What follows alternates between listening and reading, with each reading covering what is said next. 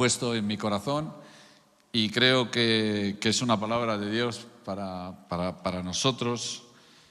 La verdad es que estaba hablando con Paco y dice, ya sabes, como siempre me dice lo mío, ¿ya sabes que vas a predicar el domingo? Y esto era el miércoles o por ahí. Digo, no tengo ni idea. Pero estaba tranquilo porque, no sé, Dios está hablando siempre, no es de estas veces que estaba afanado y diciendo, madre mía, ¿qué voy a predicar este domingo? Y de repente, pues nada, se fue después de desayunar, me metí a la ducha y en la ducha Dios me dio el bosquejo y todo. O sea, así, pum, pum, pum, pum, pum, todo seguido. Entonces, en 3 minutos sabía exactamente lo que tenía que decir o lo que yo creía que tenía que decir en esta mañana. O sea, que si tienes paciencia, yo creo que Dios va a hablarte en esta mañana. ¿Vas a tener paciencia conmigo? ¿Sí? Hay una frase que tocó mucho, que fue la que trajo Dios a mi mente. Justo en ese momento yo estaba orando, evidentemente. Me fui a la ducha, pero yo estaba orando. Y fue una frase que me tocó mucho, pero dice esto, es de Watchman Nee. Y él dice, a menudo se observa que el Calvario siempre precede a Pentecostés. El Calvario siempre precede a Pentecostés. O sea, lo que él decía es que para que haya un Pentecostés, que a fin de cuentas era lo que Jesús nos dijo, de que Él vino a darnos vida, pero vida en abundancia. O sea, Él vino a través de la cruz a morir para darnos vida a nosotros, pero no era suficiente con eso, sino que iba a darnos más de lo que había. Y para eso, evidentemente, tenía que morir en la cruz, pero luego después iba a suceder una cosa que iba a ser de vital para la iglesia. O sea, siempre que vamos a tener un Pentecostés, o a menudo se observa que realmente es así, ¿no? Y también dice esto, este mismo Watchman Nee dice que la medida que nosotros tenemos de la cruz o del Calvario es la medida que nosotros podemos experimentar de Pentecostés. Él menciona esto, hace esta observación. Es que en la medida que la cruz ha operado en tu vida, parece ser que es como la medida que tú has abierto a Dios para que pueda visitarte y entregarte esa dimensión del Espíritu Santo que tú necesitas para tu vida, ¿no? O sea, dicho de otra manera, yo poniéndole mis propias palabras, es que si la cruz no ha hecho nada en nuestras vidas, pues poco podemos experimentar del poder del Espíritu Santo. O sea, necesitamos la cruz. La cruz es algo que inevitable en el proceso de Pentecostés, ¿no? Y enseguida vino a mi mente, vamos a ir a Lucas capítulo 24, voy a leer versículos y dice que a partir del versículo 13, dice que había 2 hombres que iban el mismo día a una aldea llamada de Emaús, que estaba a 60 estadios de Jerusalén, e iban hablando entre sí de todas aquellas cosas que habían acontecido. Dice, sucedió que mientras hablaban y discutían entre sí, Jesús mismo se acercó y caminaba con ellos. Mas los ojos de ellos estaban velados para que no le conociesen, y les dijo, ¿qué pláticas son estas que tenéis entre vosotros mientras camináis? ¿Y por qué estáis tristes? Respondiendo uno de ellos, que se llamaba Cleofás, le dijo, ¿eres tú el único forastero en Jerusalén que no ha sabido las cosas que en ella han acontecido en estos días? Entonces él les dijo, ¿qué cosas?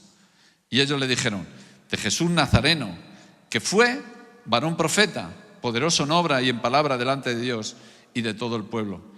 Y cómo le entregaron los principales sacerdotes y nuestros gobernantes a sentencia de muerte y le crucificaron. Pero nosotros esperábamos que Él era el que había de redimir a Israel. Y ahora, además de todo esto, hoy es ya el 3er día que esto ha acontecido. Ahora, fíjate, lo primero que vino a mi mente cuando yo estaba pensando en esta gente fue lo que había producido en ellos el efecto de la cruz.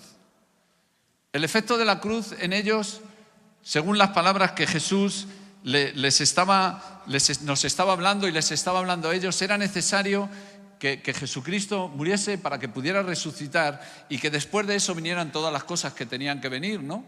Pero ellos, según sucedió lo de la cruz, vieron que habían pasado 3 días, no vieron mucho de lo que parece ser que esperaban que sucediera, y dice que ellos empezaron a caminar, y lo que fue es que empezaron poco a poco, sin darse cuenta, a alejarse de lo que Jesús les había dicho que tenían que hacer.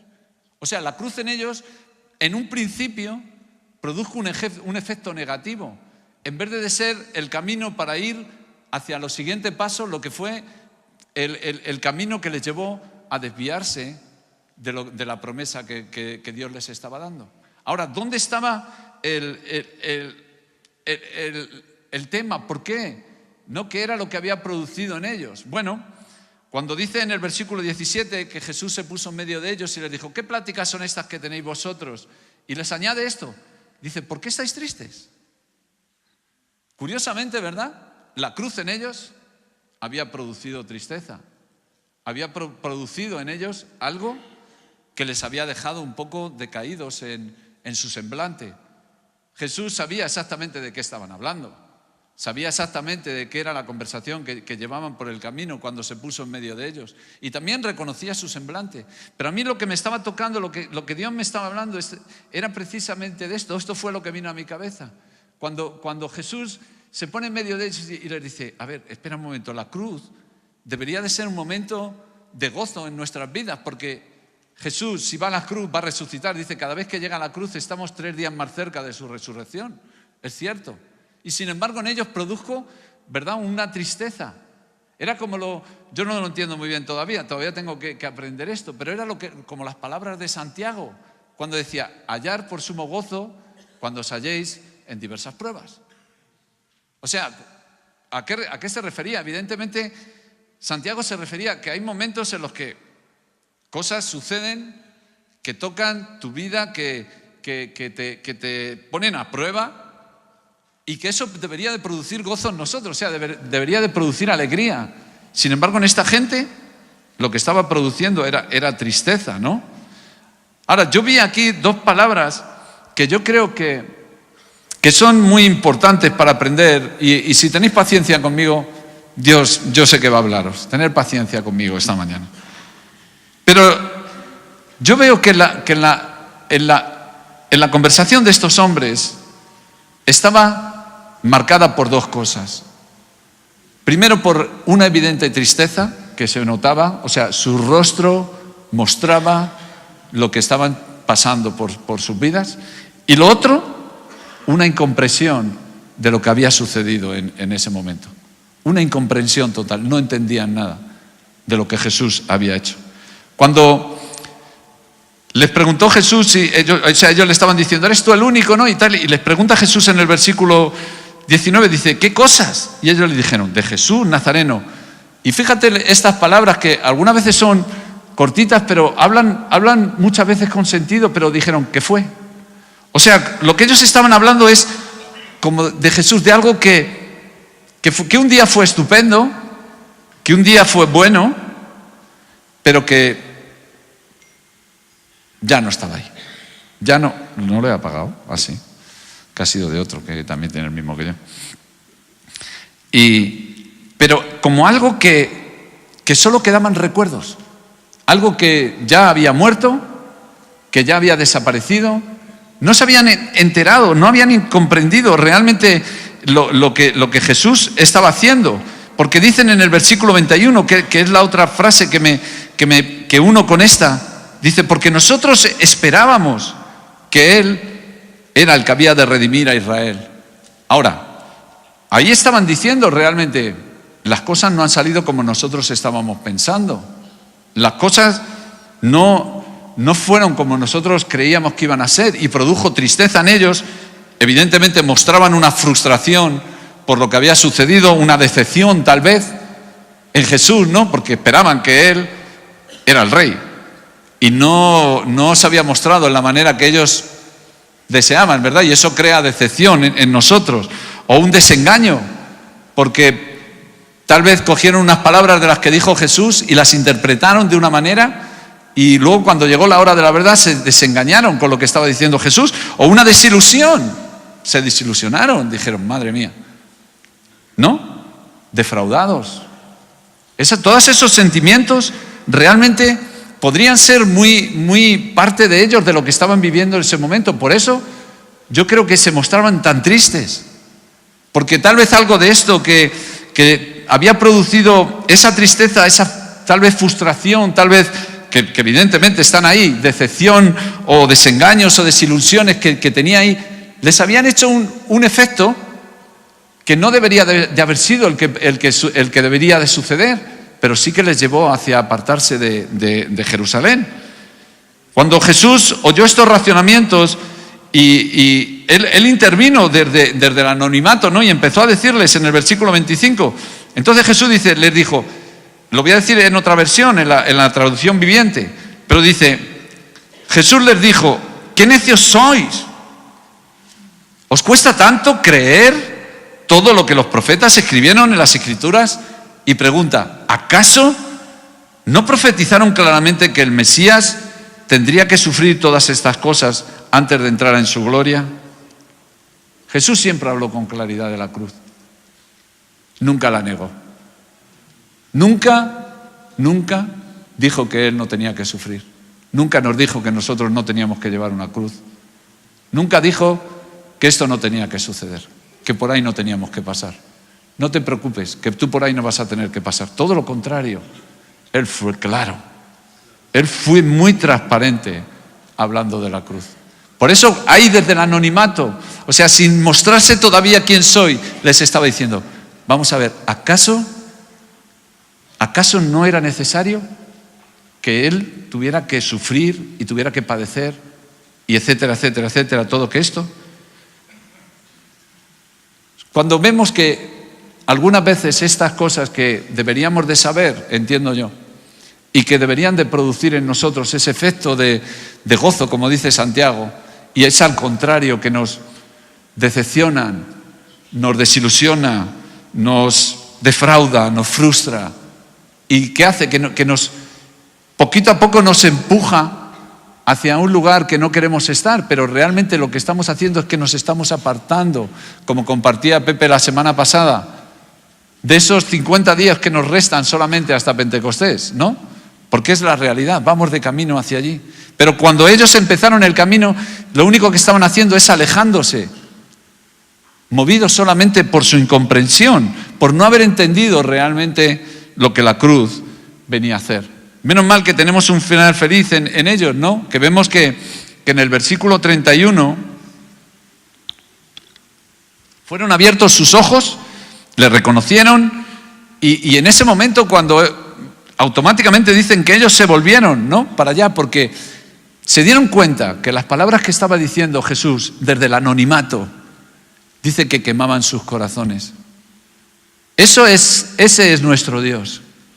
¿Sabes? Hoy hay una cosa que me toca en esto profundamente, y es que, ¿cómo Jesús algunas veces te habla desde el anonimato? Sin decirte realmente, soy Jesús. No solamente te está diciendo lo que tiene que suceder, lo que ha pasado. Usa un comentario, usa yo que sé qué cosa, y lo hace desde el anonimato, no se presenta ahí como con una palabra, No, lo hace desde el anonimato. Lo hace desde simplemente haciéndonos recordar qué es Jesús, qué vino a hacer, para qué vino, por qué estás en un proceso así parecido, ¿no? Dice que en ese momento los ojos de ellos se abrieron. Y yo pensaba para mí, wow, ojalá nos pase a nosotros, a cada uno de nosotros, que cuando estemos caminando en la cruz y que cuando esa cruz esté operando en nuestras vidas y esté en su mero proceso ese que es doloroso y que te estruja de esa manera tu corazón, que en ese momento, tal vez por cualquier circunstancia, desde el anonimato, desde donde no lo esperemos, de repente oigamos una voz que nos abra los ojos, que nos abra el entendimiento, que nos abra nuestro corazón y que nos volvamos rápidamente otra vez al camino, otra vez a la senda. Eso es un final feliz, ¿verdad? ¿Sabes? Las promesas de Dios siempre se esperan a los pies de la cruz. Grábate esto. Las promesas de Dios siempre se esperan a los pies de la cruz. Los procesos de Dios siempre se viven a los pies de la cruz. ¿Lo has oído? ¿Lo repito? ¿Lo grabamos? Las promesas de Dios siempre se esperan a los pies de la cruz. Los procesos de Dios siempre se viven a los pies de la cruz. Si quieres tener éxito, ¿eh? Si quieres tener éxito. Ahora, fíjate que lo de la cruz, que yo pensaba en esto, evidentemente podemos verlo en algo literal, una cruz, ¿no? Pero no era tanto eso, era Jerusalén, el lugar donde había sucedido. Tenían que volver a ese lugar, No se tenían que subir al monte y colocarse allí donde había estado clavado. No, era volver a Jerusalén. Yo quiero enseñaros un poco, si me acompañáis a 2 de Samuel, capítulo 9, voy a hablaros, habéis oído esta historia, pero no voy a hablar de ese personaje que más conocéis. 2 de Samuel, capítulo 9.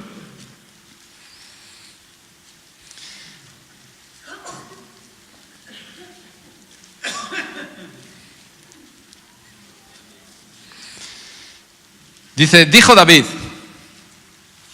¿ha quedado alguno de la casa de Saúl a quien haga yo misericordia por amor de Jonatán?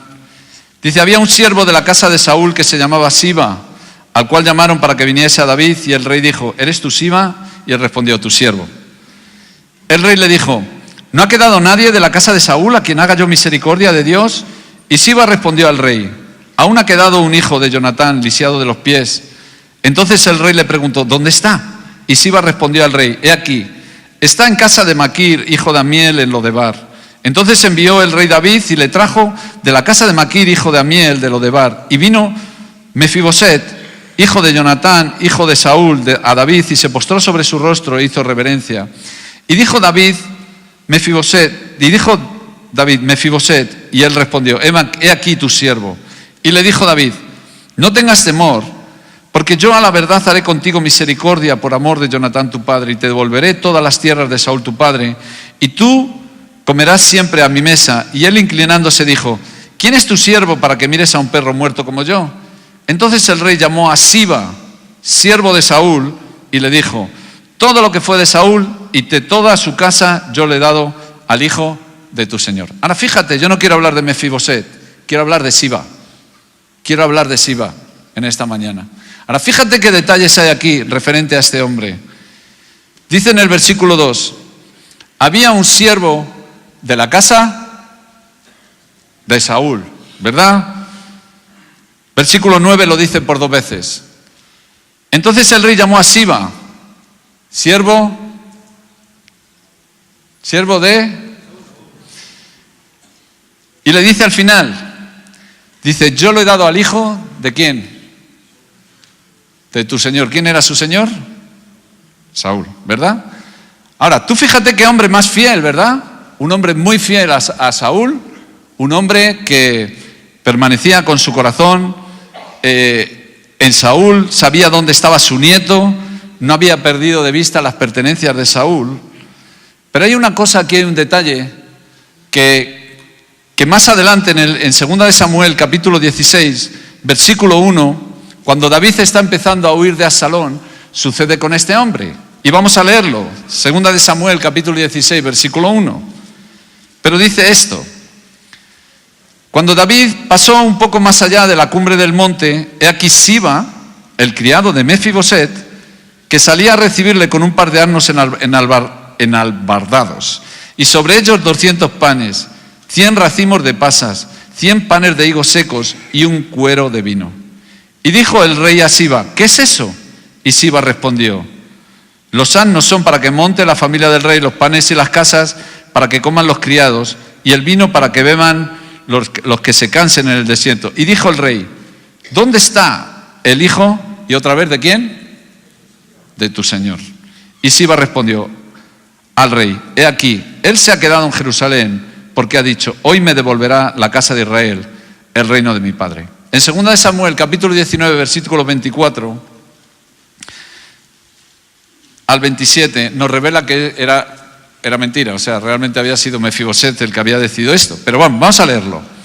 Dice, también Mefiboset, hijo de Saúl, descendió a recibir al rey. No había lavado sus pies, ni había cortado su barba, ni tampoco había lavado sus vestidos, desde el día en que el rey salió hasta el día en que volvió en paz. Y luego que vino él a Jerusalén a recibir el rey, el rey le dijo: Mefiboset, ¿por qué no fuiste conmigo? Y él respondió: Rey, señor mío, mi siervo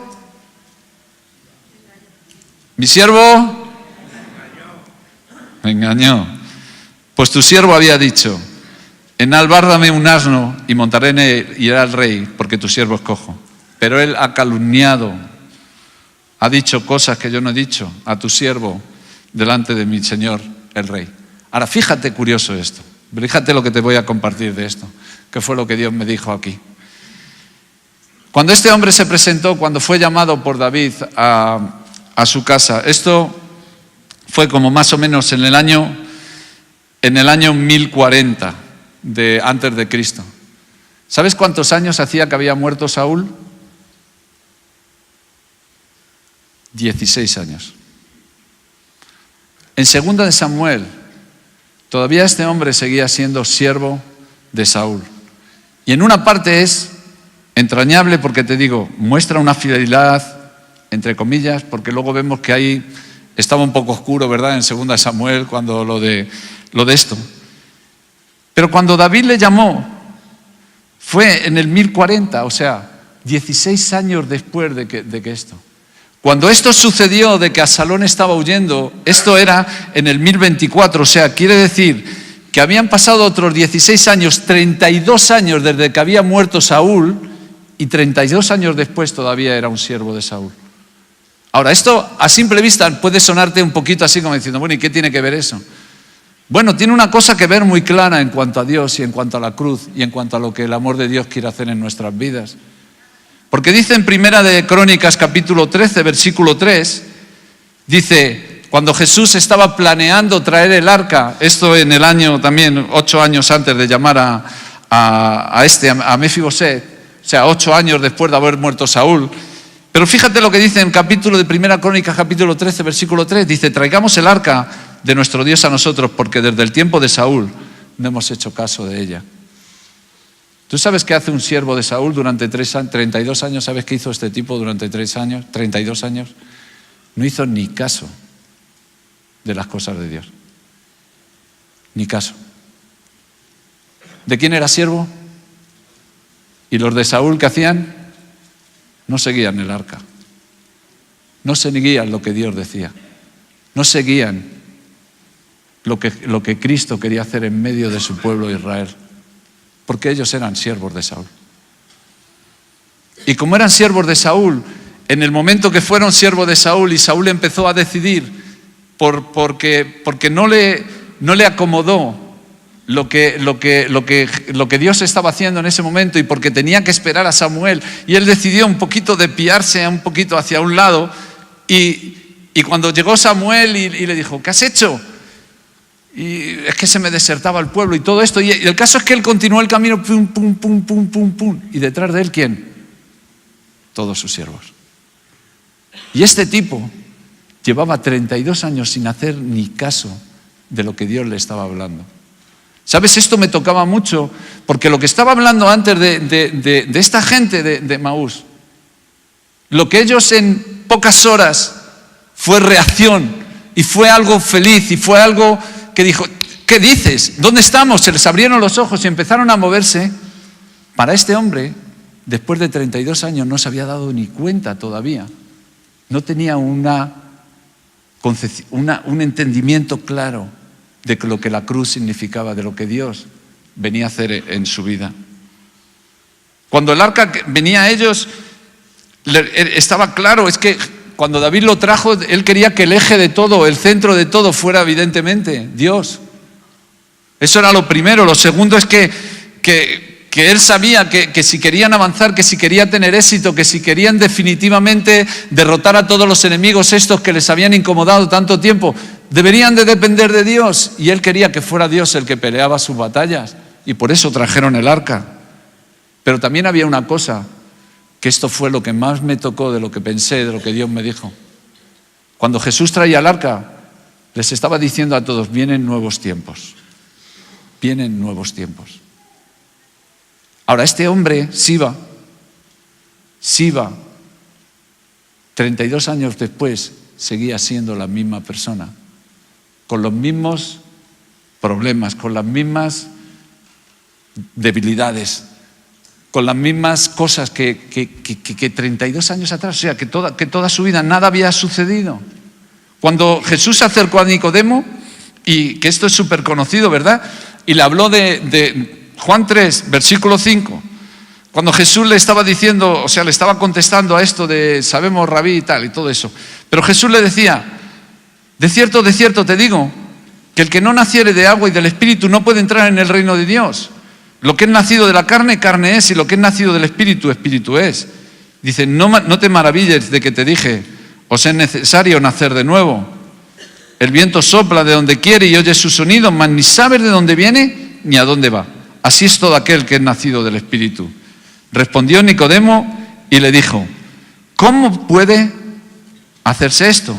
Respondió Jesús y le dijo, ¿eres tú maestro en Israel y no sabes esto? Fíjate qué respuesta le da ahí. Pero vemos en los primeros versículos del 5 a 7 que Jesús le está diciendo una cosa a Nicodemo que es súper importante de saber y de conocer en todos nosotros. Es que él habló del agua y del Espíritu, de nacer del agua y del Espíritu. Dos encuentros realmente con Dios. Uno, el agua, eso que te identifica con la cruz, eso que te hace identificarte con Jesucristo en su muerte y en su resurrección. Y el Espíritu es un toque de Dios profundo para poder caminar en su poder y para poder seguir su camino. Dos encuentros con Jesús. Ahora, una de las cosas que le decía es, en el versículo 8, cuando le dice esto del viento sopla y no sabe, le estaba diciendo a Nicodemo, mira, no sabes que, o sea, Dios está en movimiento, Dios se está moviendo, Dios no se queda estático, Dios llega a nosotros y se sigue moviendo y siguen las cosas hacia adelante, ¿no? Y no tenemos por qué quedarnos en el pasado. Recogí una frase que me gustó de un libro que estamos leyendo algunos, pero dice esto, de Andrés Corson es el libro, ¿no? Pero dice, nuestro pasado no puede ser un impedimento para un buen futuro. Pero para que esto suceda es necesario la sanidad. Ignorar o no hacer caso del pasado no resuelve el problema, todo lo contrario, lo empeora, dice esto Corson. Me gustó esta frase, porque nuestro pasado no puede ser un impedimento para un buen futuro. Pero evidentemente está hablando de algo que tiene que ser tratado por Dios. Si nuestro pasado no es tratado por Dios, si nuestro ayer no es tratado por la cruz, evidentemente condiciona nuestro futuro. ¿Cómo es solamente un impedimento nuestro pasado para nuestro futuro? ¿Cómo es nuestro impedimento de ese primer encuentro que tenemos que tener con ese segundo encuentro? Evidentemente no pasar por el primer encuentro, no pasar por la cruz, querer evitarla, querer a toda costa rodearla, intentar esquivarla, intentar que no sea para nosotros, ¿verdad? Es algo que suele suceder, porque necesitamos ese encuentro. Dios está en movimiento, Dios se mueve. Lo tercero que le dice es que en el versículo 10 dice, ¿no sabes tú esas cosas que están en las Escrituras? ¿No sabes tú? A mí esto me hizo que pensar en mi propia vida, o sea, mirando un poco hacia adentro, porque hay tantas cosas que sabemos, pero que no queremos saber, que es más que no saber, es no quiero saber, o no quiero reconocer tal vez, o no quiero procesarlas. Hay tantas cosas que deberíamos de saber. Y cuando Jesús le estaba diciendo a Nicodemo, le decía esto. Hay otras de las versiones que dice, ¿eres tú el que enseñas a todos los demás de la Biblia y no entiendes esto? O sea, ¿tú no sabes esto? Era curioso, lo que Jesús le estaba diciendo. Le estaba metiendo un rapapolvo que no te digo nada. El repaso que le estaba dando. ¿Sabes una cosa? Tú y yo no... Esto es de otro hombre, de Jean-Marc Bigler. Jean-Marc Bigler, no sé decirlos en francés. No eres conocido en los cielos por las cosas que haces, sino por cómo gestionas la palabra de Dios en tu corazón. No eres conocido en los cielos por las obras que haces, sino por cómo gestionas la palabra de Dios en tu corazón. Esto era precisamente lo que le estaba diciendo a Nicodemo.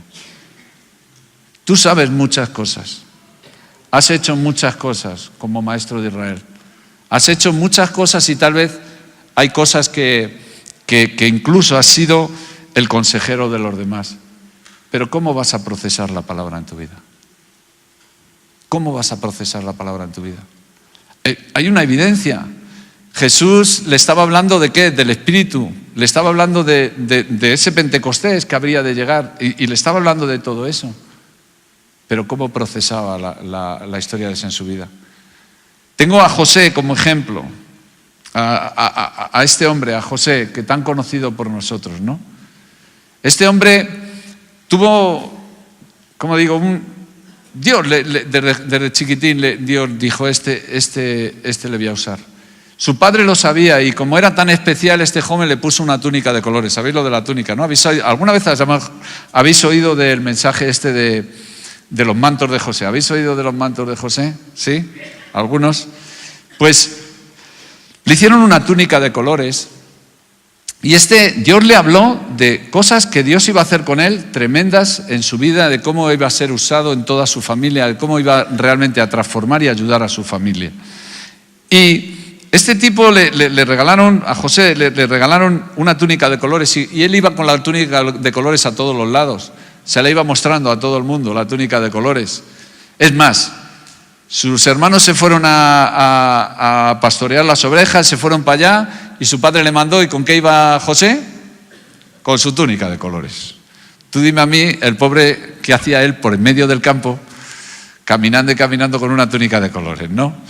Vamos, como ir con zapatos de tacón una mujer o un hombre con chaqueta y corbata, ¿no? Con su túnica de colores. Ahora, Dios tenía un plan para él. Dios iba a tener una visitación con él. Dios le iba a usar de gran manera. Y cuando llegó a sus hermanos y sus hermanos hicieron lo que hicieron y bueno, ya sabéis que acabó en el pozo, ¿no? Y esta cosa fue la que me tocó hace unas semanas también, hablando de ella. Dime tú para qué le sirvió la túnica de colores.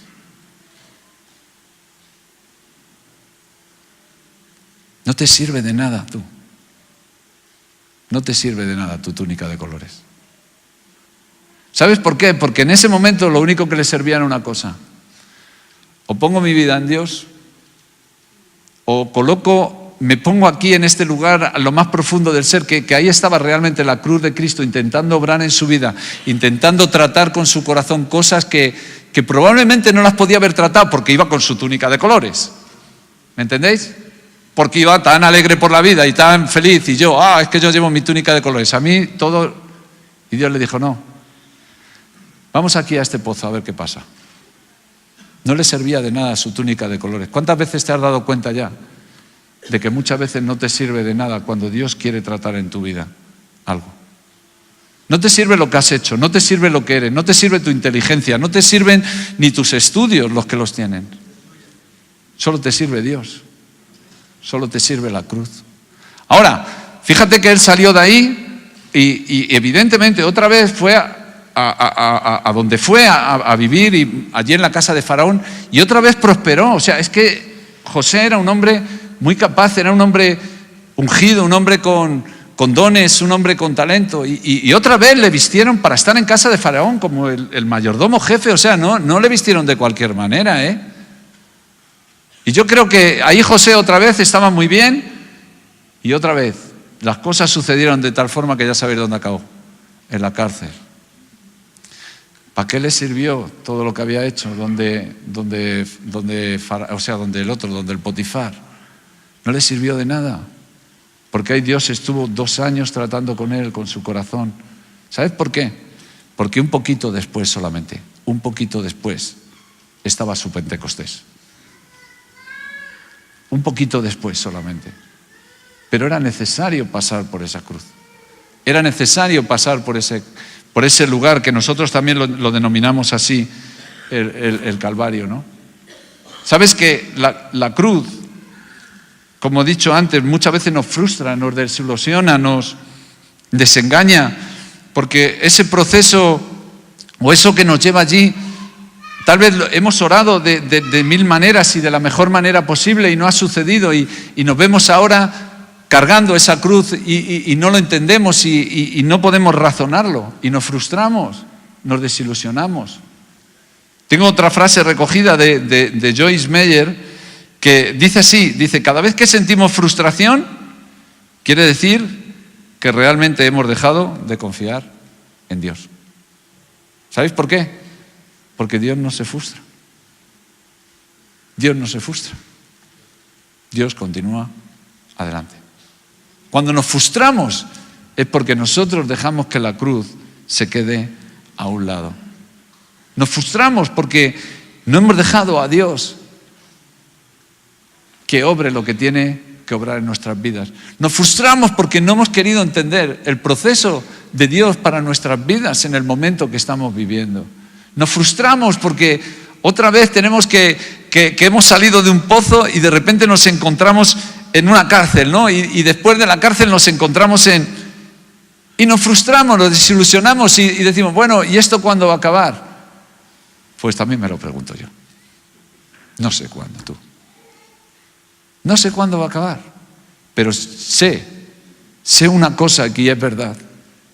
Cuando tú entras en el proceso, cuando tú entras en el camino que Dios te quiere enseñar, cuando tú entras debajo ahí y al final acabas rendido ahí a los pies de la cruz, cuando tu vida empieza a esperar las promesas desde ese lugar, no desde otro, no creyendo que tienen que ser de otra manera, sino que tienen que ser a la manera de Dios. Y si Dios necesita tratar con tu vida y suavizar tu corazón o tu mente y todo lo que tú tienes, ¿dónde lo va a suavizar? Lo suaviza en la cruz. Es su bálsamo. Es su bálsamo. Mira, para acabar con la mujer samaritana, Perla, ven por favor. Pero para acabar con la mujer samaritana, que ya sabéis que Jesús se encontró con ella, ¿no? Pero sin leer toda la historia, sin leer ese capítulo entero, primero Jesús se acerca a ella y le muestra interés. Le dice, mira, si tú bebes de ese agua vas a volver a tener sed. Ese agua no te quita la sed. ¿Os acordáis de esto, no?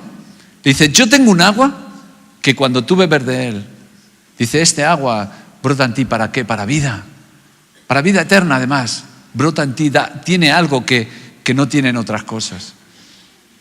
Y ya se mete en la historia con ella y ella coge interés y hay un trozo que es súper importante, que no debemos de pasar de largo en nuestras vidas. Porque tú sabes que Jesús, cuando se encontró con esta mujer, ya tenía algo para ella. Dice que ella, según acabó de hablar con Jesús, se empezó a hablar a todo el mundo de las cosas que Jesús le había hablado a su corazón. Volvió diferente, te digo, del pozo volvió diferente. Pero era necesario, antes de volver del pozo, siendo diferente, un par de detalles que Jesús no dejó de largo. Y fue cuando le habló de su relación. Le habló de su esposo, ¿verdad? Y ella dijo, no tengo marido. Dijo, mira, es la verdad. Porque has tenido unos cuantos y el que tienes ahora no es tu marido. Ahora, escucha esto. Para que esta mujer hubiera estado casada tantas veces y una vez ya había decidido tomar esta relación sin tener en cuenta esto. Cada vez que ella había sido divorciada era porque algo no había hecho correcto. O sea, esta mujer no era buena, no era una mujer buena. Solamente en aquella época se les podía repudiar por algo indecente, algo que no estaba bien, por adulterio y por otras cosas. Estaba permitido dar carta de divorcio, no era por cualquier cosa. Cuando Jesús le estaba haciendo esta pregunta a ella, no le estaba diciendo simplemente, bueno, has tenido... No, le estaba hablando, oye, tú has tenido un montón de maridos, pero ¿sabes por qué has fallado tantas veces, verdad?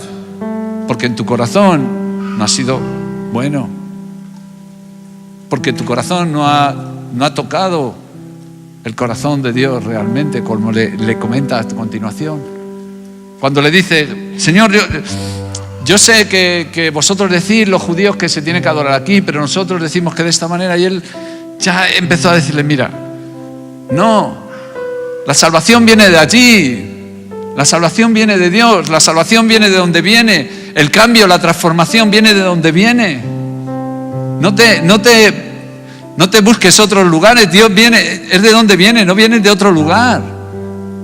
La luz viene de allí. No te compliques la vida. Si quieres que algo suceda en tu vida, tienes que mirar correctamente, tienes que enfocar tu mirada, y fue lo que hizo, fue enfocar la mirada de ella allí. Pero hay esto que cuando dice, ¿verdad? Dice, mas la hora viene y ahora es. Ahora es.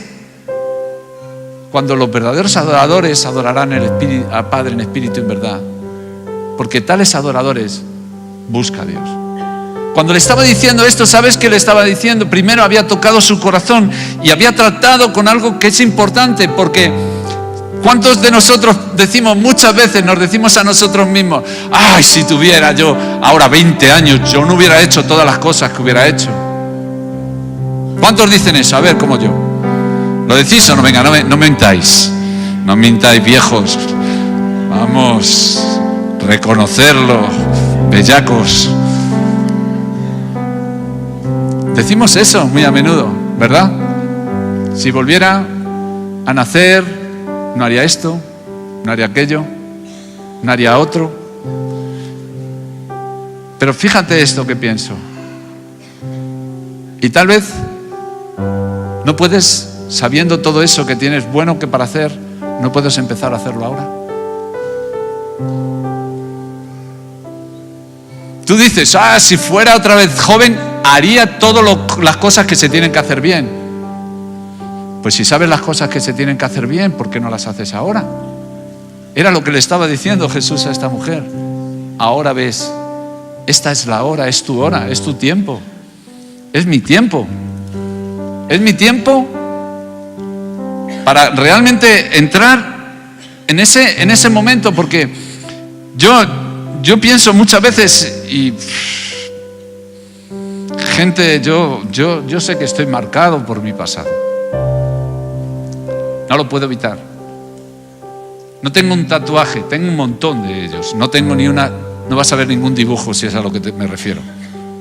Pero tengo un montón de tatuajes en mi corazón, en mi carne, en mi mente, en mi vida. Tengo un montón de ellos. Todos llevamos tatuajes por dentro. ¿Sabes? Cuando llegamos a Jesús y Jesús nos dice, mira, ahora es y ahora viene y ahora es tu hora. ¿Es tu momento? Claro que sí, pero ¿sabes dónde va a ir? A tu tatuaje. ¿Sabes por qué? Porque no te quiere ver 32 años. 32 años. O más, o menos. Despistado, sin avanzar. Sin entender que había un nuevo rey. Tú imagínate, Mefiboset enseguida se dio cuenta, tú. Enseguida dijo, y aquí, ¿quién soy yo? Soy un perro para estar en tu casa, y el otro, no, yo soy siervo de Saúl. Mefiboset se dio cuenta. ¿Sabes por qué, creo yo? Porque este hombre era cojo y estaba lisiado y tenía necesidad, y dijo, ya está, yo voy. Tú eres mi rey ahora y eres lo nuevo, eres lo que Dios está haciendo, y yo lo abrazo y lo quiero para mi vida. Cuando Jesús se presentó a ella y le dijo, yo soy el Mesías, ¿sabes qué le estaba diciendo? Yo soy el que esperabas. Yo soy el que esperabas. ¿Sabes que este proceso es inevitable de la cruz en tu vida? Estás desilusionado tal vez, o frustrado, o tal vez eres, como te digo, un fruto de tantos fracasos en tu vida. Pero esta mujer también, esta mujer era fruto de los fracasos de su vida. Y en este momento Jesús le estaba dando una oportunidad. En este momento le estaba diciendo, ahora es cuando uno tiene que levantarse. Ahora es tu momento. Ahora es tu momento y ahora es mi momento. Amén. Vamos a orar. Si os ponéis de pie, oramos.